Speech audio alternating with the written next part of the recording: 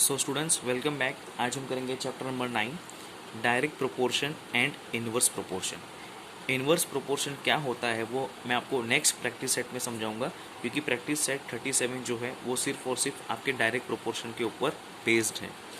मैं एक बहुत साधारण सा एग्जांपल दूंगा आपको। मान लो आप मार्केट गए और आपको 1 kg एप्पल ख़रीदना है और दुकानदार आपको कहता है कि 1 kg एप्पल का कॉस्ट है 100 रुपीज़। एक एग्जांपल मान लो 100 रुपीज़, ठीक है। सो 1 kg एप्पल का होगा 100 रुपीज़। अगर मुझे 2 kg एप्पल्स चाहिए तो आपको कितना देना पड़ेगा दुकान वाले को? 200 रुपीज़। अगर 3 kg एप्पल चाहिए तो 300 रुपीज़ देना पड़ेगा। 4 kg के लिए 400 रुपीज़ एंड लाइकवाइज। इससे आपको क्या समझ में आ रहा है? एक तरफ जब आप क्वांटिटी यानी 1 किलो 2 किलो 3 किलो ऐसा नंबर बढ़ा रहे हो तो दूसरे साइड क्या हो रहा है, उसका कॉस्ट भी बढ़ रहा है। 100 रुपीज़ 200 रुपीज़ 300 रुपीज़, है ना। मतलब जितना ज़्यादा क्वांटिटी उतना ज़्यादा पैसा, जितना कम क्वांटिटी उतना कम पैसा। इसको कहते हैं डायरेक्ट प्रोपोर्शन, ठीक है। जब एक साथ दोनों चीज़ बढ़ती है या फिर एक साइड या एक साथ दोनों चीज़ कम होती है, ठीक है। तो इसके आधार पर आपको कुछ क्वेश्चन है, हम सीखते हैं फटाफट। क्वेश्चन नंबर 1, जो एप्पल का एग्जांपल था, यहाँ पे ऑनियंस लगा दिया, कांदा।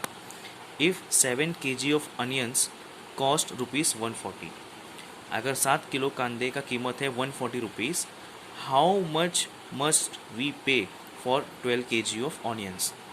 पहले मुझे 7 kg चाहिए था तो 140 रुपीज़ था। अगर मुझे 7 kg के बदले अब 12 kg चाहिए, देख रहे हो 7 kg से 12 kg बढ़ गया, सो ऑब्वियसली इसका कॉस्ट भी बढ़ेगा। तो उसको कहते हैं डायरेक्ट वेरिएशन। कैसे करने का बहुत ध्यान से देखो। पहले आपको लिखना पड़ेगा it is in direct proportion. ये मैंने कैसे लिखा और क्यों लिखा, मैंने क्वेश्चन पढ़ा और सीधी सी बात है, अगर ऑनियंस का कॉस्ट इतना है 7 kg खरीदने पे तो 12 kg मैंने क्वांटिटी बढ़ा दिया, सो उसका कीमत भी बढ़ेगा, है ना। एप्पल वाला जो एग्जांपल दिया था वही है। सो आपको लिखना पड़ेगा it is in direct proportion. अब ध्यान से देखना, 7 kg ऑफ ऑनियन कितना कॉस्ट है? ₹140, है ना। 7 kg का 140 है, सो 12 kg का कितना होगा? 12 kg ऑफ ऑनियन मान लेता हूँ x रुपीज़ होगा। x मतलब मुझे पता नहीं, ठीक है, तो मैं उसको x लूँगा। अब बहुत सिंपल है, ध्यान से इतना स्टूडेंट्स। 7 kg का 140 तो 12 kg का कितना रुपीज़ होगा? तो ध्यान से देखना, 7 यहाँ पे 140 है, ठीक है। 7 इज़ इक्वल टू 140, है ना। और 7 के नीचे क्या लिखने का? 12। 140 के नीचे क्या लिखने का? x। समझ में आ गया? बहुत सिंपल है, कुछ नहीं किया है।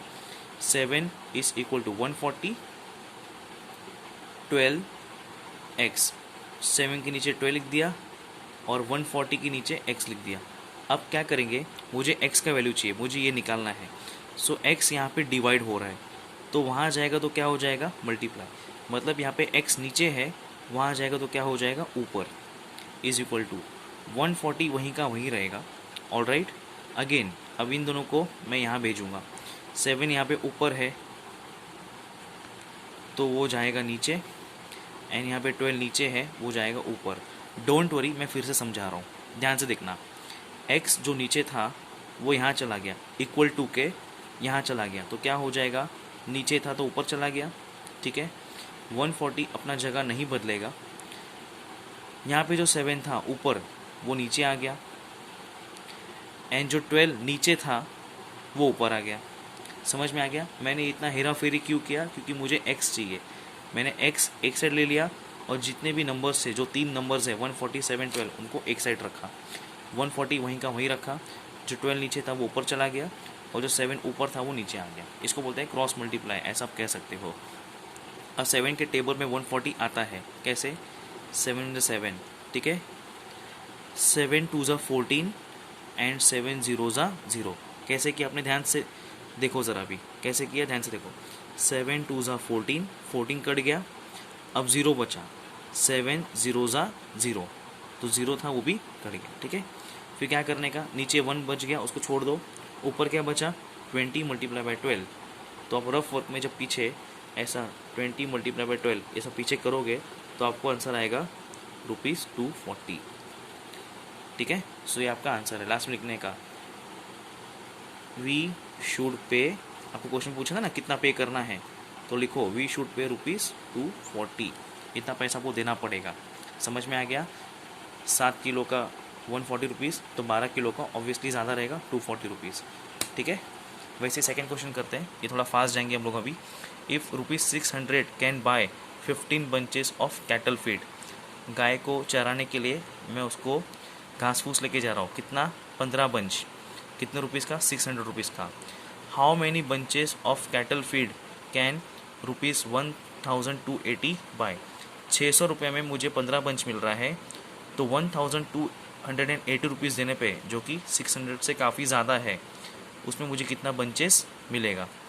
सो लिखना पड़ेगा it is in direct proportion. सीधी सी बात, ये तो आपको बार बार लिखना पड़ेगा, ठीक है।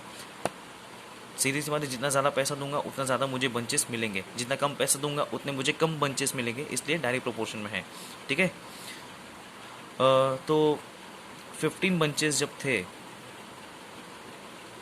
या फिर यूँ कहो ₹600 पहला दिया तो ₹600, उसमें मुझे कितना मिला 15 बंचेस। आई रिपीट, 600 रुपये देने पे मुझे कितना मिला 15 बंचेस, ठीक है। सो 1280 रुपीज़ देने पे, 1280 रुपीज़ देने पे मुझे कितने बंचेस मिलेंगे, है ना। हाउ मेनी बंचेस जो मुझे नहीं मालूम, तो मैंने एक्स ले लिया, ठीक है। 600 रुपये देने पे 15 बंचेस, इतना रुपये देने पे मुझे कितना बंच मिलेगा भगवान जाने। तो हम उसको सॉल्व करेंगे, कैसे करेंगे, एकदम सिंपल है। 600 इज इक्वल टू 15,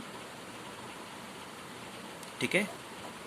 और नीचे क्या आएगा, 600 के नीचे 1280, 15 के नीचे क्या आएगा x। समझ में आ गया। 615 1280 x, 615 1280 x, कुछ नहीं, बस वैसे का वैसे दे के लिख देने का। अगेन x नीचे है तो वहाँ जाएगा ऊपर, 15 वहीं का वहीं रहेगा। जो 1280 नीचे है वो जाएगा ऊपर, जो 600 ऊपर है वो आएगा नीचे। समझ में आ गया। x को वहाँ भेज दिया, 15 को वहीं का वहीं रखा, 1280 जो नीचे था वो आ गया ऊपर, 600 जो ऊपर था वो आ गया नीचे। इतना हेरा फेरी क्यों किया, क्योंकि मुझे x ढूंढना है, तो मैंने x एक साइड किया, बाकी के 3 नंबर्स एक साइड लिख दिए। इसे सॉल्व करते हैं। 10 यहाँ पे, 10 नीचे, काट दो। 10 ऊपर था, 10 नीचे था, काट दो। 15 1 ज़ा 15, 15 4 ज़ा 60, करेक्ट। 15 1 ज़ा 15, 15 4 ज़ा 60। सो अभी क्या बचा, 1 मल्टीप्लाई बाय 128, है ना। 128, 1 मल्टीप्लाई बाय 128 कितना होगा 128, नीचे क्या बचा 4। इसको देखो कैसे सॉल्व करता हूँ। 4 1 ज़ा 4, ठीक है। ऊपर क्या करेंगे, 4 1 ज़ा 4, 4 2 ज़ा 8, 4 3 ज़ा 12, करेक्ट। और ये 8 बचा, 4 1 ज़ा 4, 4 2 ज़ा 8। समझ में आ गया। ऐसा सॉल्व करने का शॉर्टकट है, वरना आप अगर नहीं जमता है तो आप पीछे जाके ऐसा भी कर सकते हो। यहाँ पे आंसर 32 आएगा, चेक कर लो। सो 4, ये तो मैं करके दिखाता हूँ। 4 3 ज़ा 12, ये 8 नीचे आ गया। 4 हाउ मेनी ज़ा 8, 4 2 ज़ा 8, ठीक है, माइनस कर हो गया, तो आंसर कितना है 32। 4 3 ज़ा 12, 4 2 ज़ा 8, सो आंसर कितना है 32 बंचेस। मतलब जब मैं इतना पैसा दूंगा 1280, तो मुझे वी विल गेट 32 बंचेस। आराम से गाय भैंसों को खिलाना, ठीक है। So that's it. आज हम सेकंड क्वेश्चन पे वाइंड अप कर रहे हैं। कल मैं करूँगा नेक्स्ट क्वेश्चंस जो बिल्कुल ऐसे ही होंगे। प्रैक्टिस करना, देखने में इजी लगता है, प्रैक्टिस करोगे तो आपका कॉन्फिडेंस बढ़ेगा, देखने से नहीं होगा।